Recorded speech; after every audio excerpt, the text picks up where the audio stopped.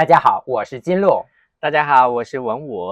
欢迎回到我们的频道。两个爸爸养娃记，这个是我们的爱情故事的第3集。第1集我们分享了从相识到相知，从异国到团聚的过程。第2集我们分享了我们团聚以后我找工作的痛苦的经历。这一集呢，我们分享徐老师找到工作，我们搬到圣地亚哥定居之后发生的事情。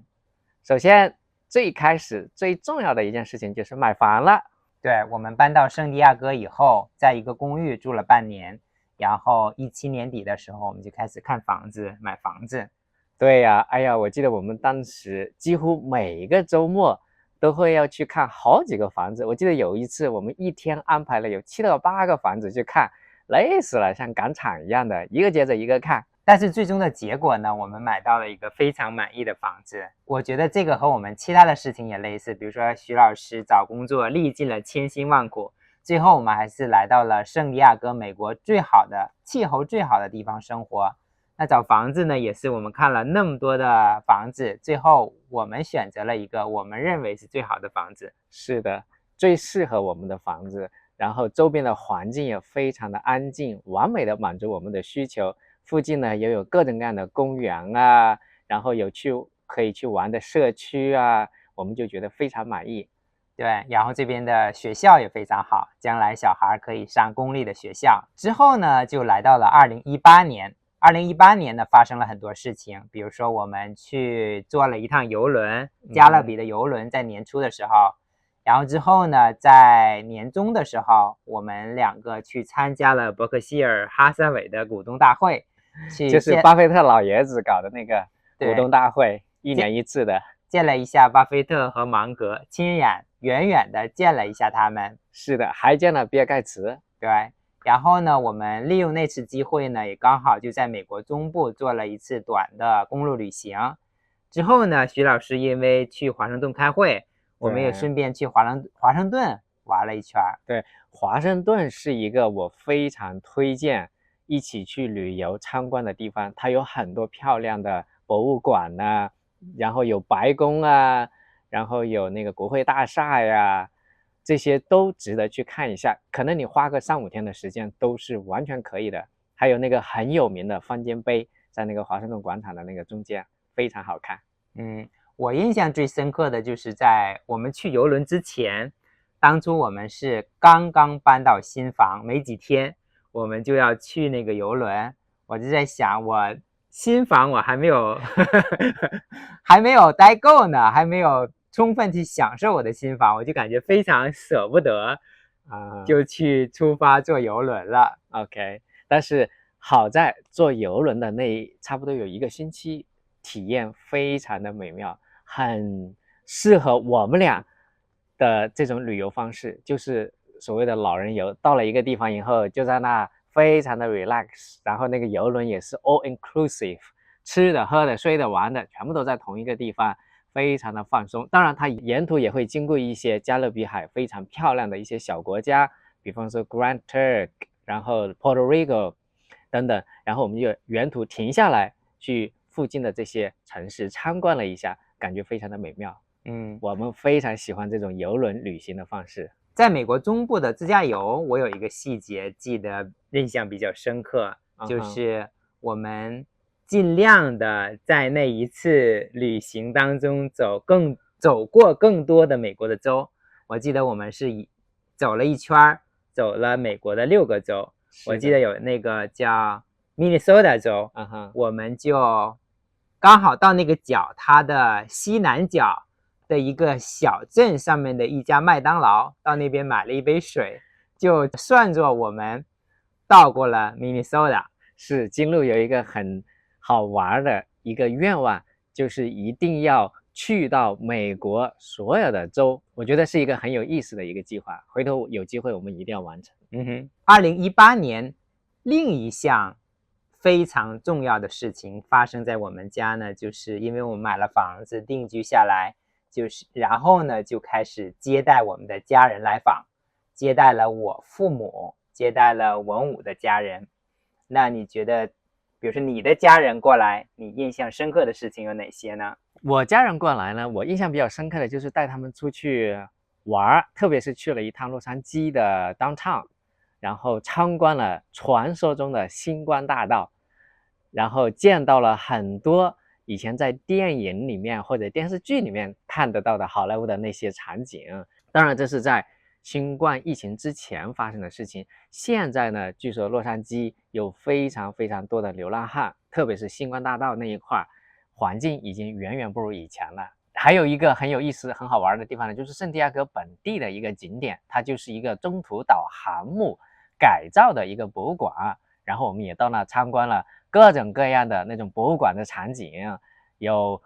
飞机啊，有各种雷达系统啊，然后还有一个在船面上的一个指挥人员，一个假模型的指挥人员呢，然后还有它周边的有一个非常非常有名的一对雕像，就是一个士兵和一个护士相吻的一个雕像。据说那是当时二战结束，美国胜利传到美国本土以后，大家在游行当中，就有一个记者就拍到了有一个士兵和一个护士，他们听到这个消息非常的激动，忍不住相吻，然后被记录下来的那个场景变得非常非常的有名，后来就做成了这么一个雕像，放在那个航母的边上。对，这也是圣地亚哥的一个地标性的建筑了。那我爸妈过来呢，我印象最深刻的就是带他们去拉斯维加斯赌城，世界著名的赌城。我老爸呢赌钱赌了一辈子，对赌博呀、对赌城啊这些东西还是非常感兴趣的，所以就带他们去玩了一下。当然就是很多项目我们都不会玩了，像那些纸牌的那些游戏都不怎么会玩，所以就玩了很简单的一些，最主要的就是玩老虎机。对，其实就是浅浅的体验一下它那个氛围，特别有意思。但我感觉老爸还是很开心。是的。接下来2019年呢，也发生了一件非常非常有意思的事情，也就是我们全家，我和我爸妈，金鹿的爸妈，我们全家一起去参加了亲友会组织的一个邮轮的活动，然后两家相当于是第一次亲身见面了。对，就我的父母和文武的父母是第一次见面。对的。然后我的父母，我和文武，我们还上台做了分享，讲述了一下我们的爱情故事和我们的出柜故事。是的，还挺好玩的。我当时上台之前我还觉得有点小紧张，但是上台以后发现底下的观众氛围非常好，所以我一下子就变得非常的放松，然后跟大家聊了一小会儿。所以也是非常感谢中国同性恋亲友会，感谢他们的组织。是的。那更详细的关于亲友会的邮轮的经历呢，以后我们可以单独出一期视频，更详细的聊一聊。是的，有很多其实很有意思的一些故事，然后也有很多的感受，我们希望以后能够有机会跟大家分享。那时间又走到了2019年的年末，我跟文武一起做了一次自驾游，从圣地亚哥出发，经过新墨西哥州、Texas， 然后 Arizona、Oklahoma， 一共几个州，然后转了一大圈。这次是我们2人世界生娃之前的最后一次长途旅行了。是的，我细节什么的我都不太记得了，但是我就记得整个过程当中，我们见识了非常典型的美国中部大平原的一些场景。打个比方说，我有一个印象非常深刻，我也是非常喜欢的，就是那种一望无际的大平原，在你开车经过的过程当中，你会觉得真的是心旷神怡，你整个人都变得非常的与自然融合在一起了，我就感觉非常好。然后还有一个我特别喜欢的就是那种笔直的那种公路，前几个公里后几公里都不见人烟，就我们开着一个车一直笔直的往前走，那种公路可能就像大家在图片上面看到的感觉，好像就跟那个天际连接到了一起，那种感觉真的是非常的美妙。我很想有机会我们再去体验一下。我印象比较深刻的一件事情呢，就是我们去了大峡谷，然后是在大峡谷的南翼。我们虽然去了大峡谷，但是因为那天刚好下大雪，然后又有大雾，我们跑过去之后，我们拍了一张照，但是我们根本就看不到大峡谷本身，对，所有的东西都是雾蒙蒙的一片，我们就但是那些树上有很多很多那些树挂呀，那些冰凌啊，那些东西还是非常漂亮的，但是我没有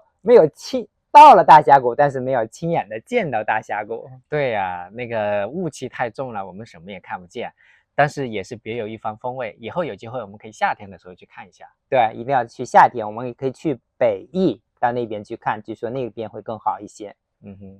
那这次公路旅行你还有什么其他印象深刻的事情吗？还有一个很有感触的一个观察，就是我们在经过这些美国中部的大平原的时候呢，就发现了有好多那种废弃或者半废弃的村庄，甚至是城镇。然后我就感觉啊，这可能就是过去20-30年全球化经济发展的过程当中，美国这些中部它所得到的一些副产品，就是这些制造业外移，然后美国本地的这些蓝领工人们呢，他们就失去了工作，就不得不外出啊，到各大城市去谋生存，然后这些中部的这些村庄啊、城镇啊，它就一定程度的废弃了。然后我就觉得啊，好感慨呀。那我还有一个印象深刻呢，就是在 Sedona，在大峡谷南边的那个小镇 Sedona，他们那边有非常非常大的那种完全红色的那种山，对，很漂亮，很漂亮，很漂亮。然后我们从大峡谷开车到 Sedona 那一路上面，因为刚下过雪嘛，那也是非常的漂亮的那一路。那个真是我非常非常喜欢的景点，就是大家冬天如果有机会的话，去一趟经过大峡谷的那些路线，沿途的那些雪景真的是好漂亮。然后 Sedona 那些山呢，因为非常的壮阔，你真的就会有一种被大自然所震撼、心旷神怡的感觉。是的，我其实还有另一个 YouTube 频道，在那个频道里面呢，我就主要做一些采访，做一些人物采访。然后其中有一个视频呢，我就采访到了我的一个朋友，叫贺美兰，她是一个基督徒，她就告诉我，她因为就在 Sedona 看见了那些非常壮阔的那些红色的山，她就似乎感受到了和上帝之间的连接，感受了这种震撼，然后她就下定决心皈依了基督教。那还挺有意思的一个故事啊。2020年之后的生活呢，那就是生娃了，一个接着一个生了2个娃，当然还有疫情啦。然后但是这个疫情刚好和我们生娃就吻合在一起。对，因为生娃也哪儿都去不了，疫情也让你哪儿去不了，所以对我们来讲似乎影响也没那么大。对呀，就是我们工作本来就比较的 flexible， 所以其实对我们俩的影响好像不是特别的大，我感觉了。我们2个也非常的幸运，因为我们2个人的工作，我是做软件工程师，文武是大学教授，所以我们2个人的工作呢都比较弹性，都可以在家办公。所以在疫情期间，我们可以在家办公的同时，也要照看自己的刚出生的小孩。对，那关于生娃呢，我们之前也拍过2个视频来分享我们代孕的经历。第一个视频呢，我们分享了整个代孕的这个流程，一步一步的，需要和10个不同的机构和个人打交道，是一个非常复杂和漫长的过程。是的，那第2个视频呢，我们就具体谈了一下这个整个代孕的过程当中到底要花多少钱。那这段时间从我们开始定居圣地亚哥，开始买房子，接待家人，最终生了2个娃。在整个这段时间，徐老师有什么感受吗？我的感受应该是非常正面的，我整体上来说我是感觉非常幸福的。2个人刚刚定居到一起没多久，我们就买房然后生娃，都是人生当中的大事，都是我们非常想要做的事情，所以整个过程都是非常幸福的，从2人世界到3人世界到现在4人世界，一直都是非常幸福的。那你呢？我的感觉呢，就是说生了娃以后，特别疫情了以后，我们出去玩的次数变少了，基本这3年这4年基本就没有出远门，都是在家附近稍微海边呢稍微玩一玩，但是没有公路旅行，没有回国，也没有去远的地方去度假。所以我就感觉那一部分我还是很想念的。当然生了娃有了娃带来了新的幸福，这一点是非常好的。但是因为这种长途旅行、长途的度假旅行这方面，我觉得以后等娃再大一点，我们可以去弥补一下，带娃一起多回国，多做长途旅行，甚至可以做公路旅行，多去见识一下这个世界。对，是的，那当然跟小孩一起出门要面对更多的挑战，希望我们有机会能够跟大家也分享这些故事。好的，今天的视频呢就分享到这里，主要跟大家分享了我们在圣地亚哥定居以后的生活，买房、接待家人，然后生娃。如果你还没有订阅我们的频道，欢迎订阅，拜拜。